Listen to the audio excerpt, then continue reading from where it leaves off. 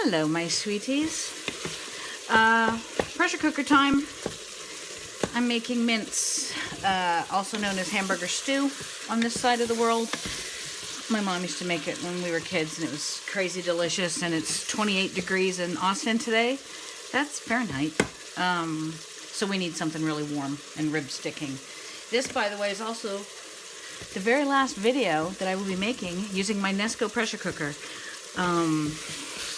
I liked Nesco a lot, actually, and was working with them, and they actually sent me this pressure cooker, as I said at the very beginning of my posts about the pressure cooker. However, I've had some weird experiences with them lately. I was contacted by the company, national sales director actually, contacted me about testing all kinds of appliances. I told him that I would not then buy competitors' appliances. Yabba dabba doo. Fast forward, what, 10 months later, 8 months later, they won't even reply back to me, so I'm done with them. There's also a crack in my lid of the pressure cooker right beside where one of the screws is. I contacted Nesco, and they said that I could buy another lid. No explanation, no. So for the price of a new lid plus the shipping, if I can buy a new pressure cooker with some birthday money I got. It was my birthday yesterday. So I'm throwing Nesco to the curb. Now, let's start again. Mince. In here I have 2 pounds of ground beef. Just frying it up. There's hardly any fat in there, but you want a little bit. You just want a little bit. I like this Cento tomato paste. Squirt probably 2 tablespoons in there. And the trick is, of course, to fry it around. You get a good, it has a real meaty taste, and it really adds to the ground beef. Makes your ground beef taste ground beefier, if there's such a thing. Stir, stir, stir. We want it to sort of gather up any excess fat. We like a little, but not too much. So it's doing pretty well. Okay, we want a little bit. I have a mixture here. I have a Ninja. I got it on QVC. This thing's awesome. Where I chopped up some veggies. There's one onion, 2 carrots, 1 stick of celery. I cut it up to be about that size. Can you see that? I don't want it to be nothing, but I don't want big chunks. I think if there's big chunks, it starts to look like it comes out of a can, and I'm not having that. So you put that in there, shush it around a little bit, a little bit of salt, a little bit. I salt all my layers, so I just do a little tiny bit each time. I already salted the beef. Some pepper. If I knew how to speed this up, I would edit this so that this part was quick. Alright, I like to use a little bit of thyme because of all the herbs. It's my favorite. My new herb of the season is a little bit of fenugreek. Just a little bit like that. It's sweet, it's rich in the back. Just try some. Rutabaga. I call it swede. I cut it quite small and tell my family that it's potatoes. I don't put potatoes in my mince because I like to have my mince with mashed potatoes. And the combination of potatoes in it and potatoes on it doesn't work for me somehow. Rutabaga is sweet. It's not as harsh as turnip. Has similar, well, it has the exact same texture when you cut it up little like this as potatoes. So if you're trying to sneak different vegetables in, this is the way to go.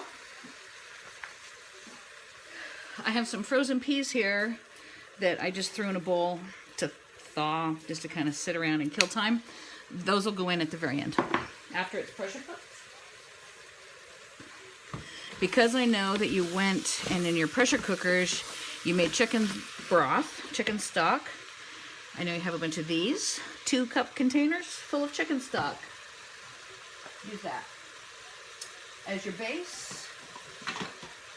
Now here I add a little tiny bit of flour, sort of that much. Is that a couple of shakes? Just to sort of sop up any excess fat. I don't want to slick on the top. And just fry that around a little bit. Did I salt and pepper that? Yeah, I put thyme, the fenugreek. Oh, you can really smell it. My pressure cooker is on just the brown feature. That's 2 cups of the stock. You can use beef stock. I don't.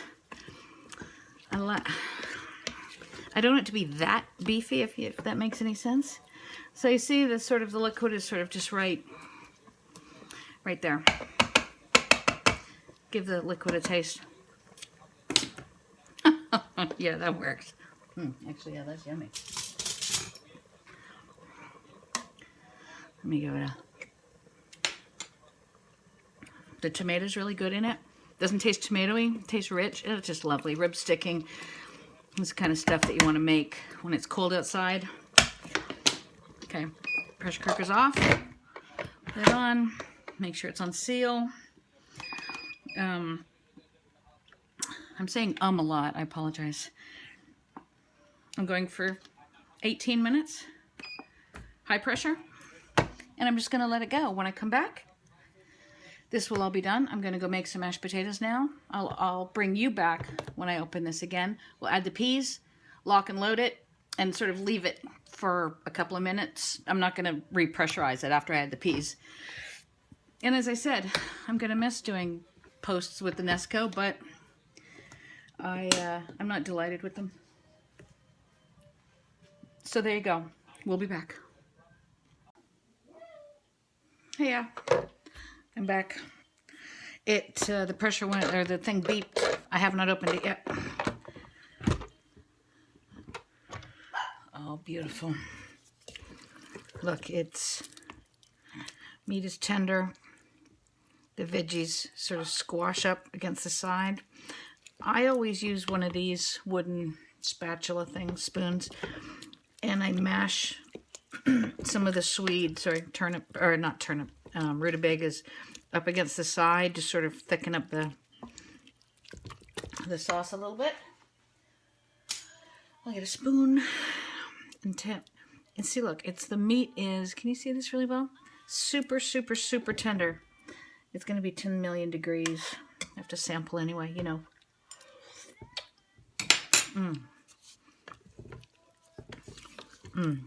That's lovely. It's got a, it's really earthy. If you want to thicken it up a little bit.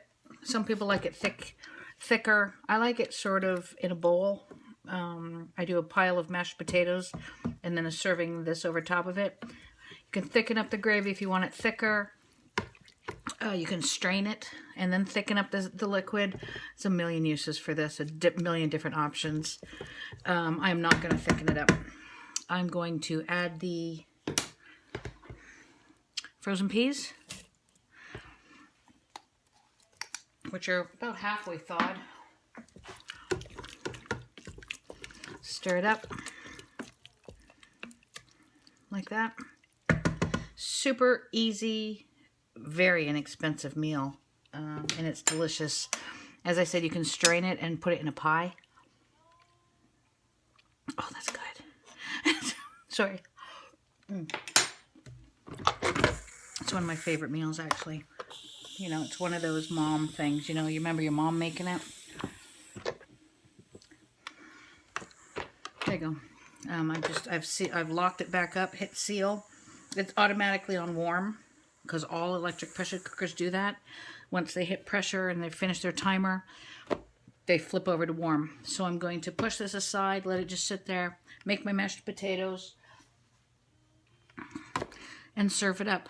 I'll post pictures on the blog of how it is all served up.